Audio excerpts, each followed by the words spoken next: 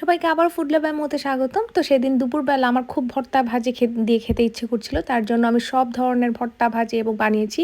এবং এখন যেটা বানাচ্ছি সেটা দেখে নিশ্চয়ই কিছুটা আন্দাজ করতে পারছেন। প্রথমে শুকনা মরিচ ভেজে নিয়েছি, তারপর কড়া করে একদম মুচমুচে করে রসুন ভেজে নিয়েছি, তারপর ভেজে নিব হচ্ছে পেঁয়াজ।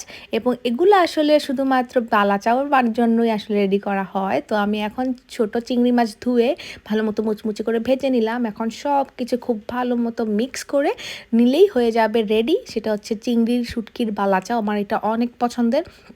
তো ভর্তা ভাজির সাথে ভাবলাম যে একটু কিছু শুটকিও করি। এখন শুটকি ভর্তা করতে ইচ্ছে করছিল না, তার জন্য এই চিংড়ির বালাচাওটা বানালাম। আপনারাও ট্রাই করতে পারেন, অনেক অনেক মজা হয়। তো তারপরে যে ঢেঁড়স ভর্তা শুধুমাত্র শুকনা মরিচ এবং পেঁয়াজ কুচি দিয়ে আমি বানিয়েছি।